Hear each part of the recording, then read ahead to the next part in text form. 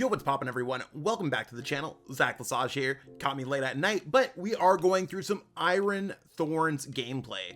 Now I'm talking Iron Thorns EX, and specifically the list that Ross Cawthon, one of the greatest players of all times, played to a top 128 finish at North American International Championships. I'm excited to play this deck, and it's kind of a control-based deck, so stay tuned for some awesome gameplay when it comes down to it, or some really overwhelming gameplay for our opponent. That being said, we're going to be covering over the deck list, gameplay, strategy, and more, so stay tuned for all that. Let's jump into this list. So here we have it, the Quad Thorns deck list, and you can get the deck list as well from the description, so feel free to copy and paste that right into PTCG Live. Iron Thorns EX is literally all about Iron Thorns EX. We've seen it as a tech in the 2024 North American Internationals winning list, but here it's its own deck. We're using that initialization ability, stopping all Pokemon with rule boxes from doing those abilities. So Pokemon like Radiant Pokemon, Pokemon EX, Pokemon V, and really we are trying to attack into our opponent's Pokemon with Volt Cyclone, knocking out key Pokemon using Lost City to make sure those Pokemon never come back. So if they do have an answer to this deck, we can Lost City them away, Crushing Hammer away their energies, and really offer up our opponent a lot of prize cards because we have Legacy Energy here as well, and that's going to make one of our Pokemon worth one less prize card, so our opponent's going to have to deal likely with all 4 Iron Thorns EX in a game. We go boss, research, draw whatever we need. The deck is pretty much like, it is what it is when you get there, so we're really trying to jump on the back of initialization, Volt Cyclone, and make sure that our Pokemon are just like big chillin', always set up there whenever possible. But right now we should be pretty good to do that when it comes to this list, and I think Ross's list is clean. Should be very easy to pull together the strategy, so what better way to show it than go through some gameplay, see exactly how it is. I mean, it's not as exciting as Charizard, but I mean, it is a winning strategy, and I think that's something that I want to discuss here for a second. Is these control or half control archetypes are actually super valid when it comes to Pokemon. These are the strategies that are winning your cups and your challenges. These are the strategies that are getting you that surprise day 2. I'm not always saying play this deck, but I'm saying it's worthwhile to look into these decks at the very least and see exactly what's going on with them. That's what we're going to try to do on this channel, but let's jump into some gameplay here. Okay, so our opponent chose Tails. They're going to flip the coin. For me, I think what's going to be best is I want to go first. I want to slap on an energy turn 1. We're going to start with an Iron Thorns EX no matter what, and hopefully run to a matchup where our opponent doesn't really have an answer here. There's Iron Thorns, there's that energy, and we're big chillin'. I went with all the full art cards and stuff like that when I'm playing through the gameplay. I think it's kind of real. Yeah, our opponent might not have an answer against this. Lugia just... they're all abilities, so I'm gonna attach this energy first just in case our opponent plays anything that can discard special energies, and we're gonna pass our turn. So the reason why this is so powerful in this matchup is our opponent cannot use their Summoning Star ability. They are weak to us, so we should just be able to knock out that Lugia V next turn, get 2 prize cards on our second turn of the game. They can't use Lumineon, they can't use Blood Moon. Like, unless they play Flutter Mane, there should not be an answer here to Iron Thorns EX. And I mean, if they do, we could just knock out Flutter Mane, and really see how that plays out. So we'll see what our opponent's deck has in what they're dealing with. You know what I'm saying? I think it's one of those things where I'm excited to see what this works out to be. And I mean, our opponent's gonna play Iono here. Maybe I would have liked that double turbo on there, but we'll draw into one way or another. This also allows us to do the extra 20 damage, so I think we're gonna be big chillin'. I probably would have used the Capturing Aroma first before putting down the other Lugia V, but whatever, it doesn't really matter at all here. Might just go for Read the Wind here, discarding that Chops. Oh, they don't even have the energy, that's fine. And I don't know if we're gonna get anything off the Pokegear. I mean, we could try. I mean, I think Iono, I'm fine to probably play Iono here. I'm not that worried. I'm gonna go Future Booster on there. Do I care about Lost City? Probably not.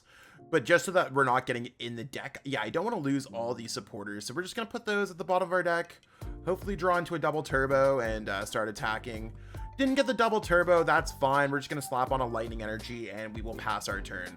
It doesn't change anything for us unless our opponent has a way to get around the initialization ability. So you can see, as long as this Pokemon's in the active spot, Pokemon with a rule box in play, both yours and your opponent don't have any abilities.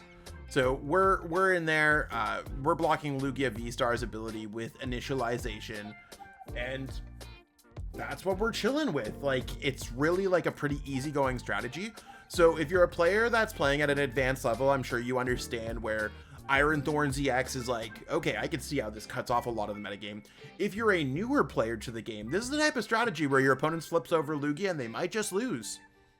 They might just lose the game.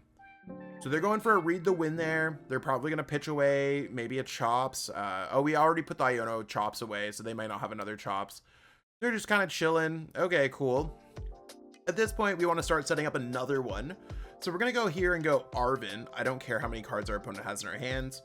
The way we're going to search out our Pokemon is going to be Techno Radar, and the other cards that I'm going to go for here are probably going to be Future Booster Energy Capsule. So let's go ahead here and go Techno Radar. Boss might be beneficial. I don't know if I care about Future Booster right now. I don't know if I care about Crushing Hammer. They can accelerate a lot of energy. So we'll go ahead and grab an Iron Thorns. We did prize double Iron Thorns. That's fine. We're going to grab an energy there. I'm going to keep the Future Booster in my hand just in case our opponent has anything that they could do. Take it away or something like that. Or and we're going to go for Volt Cyclone. We do have to move an energy from this Pokemon to one of my bench Pokemon. So now the Iron Thorns on the bench is going to be powered up with an energy. But you can see that this deck kind of cycles itself nicely, where I can move an energy off of a Iron Thorns EX that's about to get knocked out, slap on a double turbo, move that double turbo, slap on another energy. We should be able to be keeping the motion here pretty easily. And our opponent might run into a situation where they're like, oh no, we thought that we could use Summoning Star. Now we can't. What do we do? At this point, they probably should have been sacrificing Pokemon, and I'm not saying it's an easy matchup. If they don't play Flutter Mane, they should be sacrificing Pokemon over and over and over again, and hoping that we just don't have an answer. Or hoping that they are able to build up a Pokemon that can knock out Iron Thorns EX. And right now, if we get a basic energy, if we get any energy, we just win the game here. So we will we'll see how that plays out for our opponents. Not looking particularly great for them. I like our board a little bit more, just a wee bit. And again, nothing super fancy here. Okay, they're gonna put down another Pokemon. That's fine. Cleaning up would be an idea. So you can see Lumineon V. Again, we're shutting that off with. Oh, they do play Flutter Mane. Interesting. So they could have had an out. I don't know what they were doing searching for things earlier on, but with them not having a Lugia out, we should be kind of chilling here. So let's use Mesagoza now that we know that we have an Iron Thorns in the deck. See if we can try to get a third one. I'm not gonna get out that third one. That's fine. I'm gonna go with Arven here. Arven's gonna search for an Energy Lotto, or actually we're gonna just search for Earthen Vessel. That's gonna directly get us a search, and we're gonna go for a Future Booster Energy Capsule. At this point, I'm just gonna put the Future Booster on this Pokemon. I don't really care about their Lost Vacuum or nothing like that, so we're gonna go ahead here and grab a couple Lightning Energies.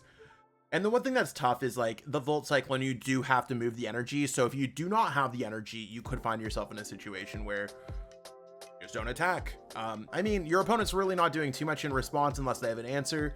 So this is really one of those decks where if you run into the right matchups, especially if you're going to a cup or a challenge, you could just be running through your opponent the way that I'm running through this. Now, this is not a rule box Pokemon. Their Flutter Mane is the answer to Iron Thorns. It's tough that they got it out when I only have 2 prize cards left, and they are weak to me, but they can use their abilities now. Because my initialization is shut off here, meaning that Midnight Fluttering is active, your opponent's active Pokemon has no abilities. I'm not a rule box Pokemon, so this doesn't get shut off. It does get a little bit confusing if you had like a Pokemon that shuts off abilities and they're both because of active. It's kind of becomes a who was here first kind of rule. But in this case, I don't really know what they're looking for. I mean, we're looking for a boss to knock out the Lumineon, And they're just going to concede this game, which completely makes a lot of sense.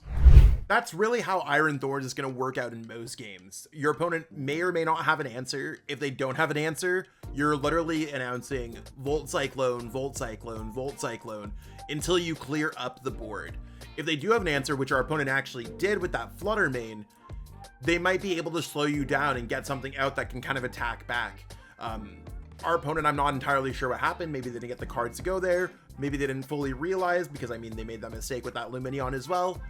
Sometimes the Volt Cyclone initialization is just too much for an opponent to really deal with, and they might forget about it. And if you run into a matchup where your opponent just has an out automatically, you might just lose that game. It's a high risk, high reward kind of gameplay. This is the type of deck that I think you could win a cup one day and go 0-2 drop the next. But it is a viable strategy in our current format. Ross Cawthon, one of the greats, played it. This is his exact list. So I wanted to showcase that to everyone today. And hopefully you enjoyed watching some of the gameplay, seeing a little bit how this deck might work. Again, not the most exciting deck, but a win is a win. And that's something that we want to look into when it comes to choosing decks towards this top 125 in North America season. Sometimes you got to play decks like this if you want to score that first place victory. So it's a cool deck to choose if you're looking for that. Need any of the cards for this deck? Check out Kayfabe, our sponsors at PTCGL store, and even the Shuffle Squad website. We have some singles on our website as well. If you need any sleeves or a new deck box, check out Ultimate Guard. I've been rocking with these Sidewinders lately, and they are super keeping my decks protected. On top of that, we got our sponsors at Advanced GG, so check them out if you're looking to up your energy at events. Might not be the product for you, but it's the product for me. I really like keeping myself energized during those events, and it's been working wonders for me and my tournament gameplay. So check that out. Hopefully you enjoy some of that, and otherwise stay tuned for some of our other content. Got a lot of great stuff coming up this week. Thank you so much for tuning in. Peace out and have a great one.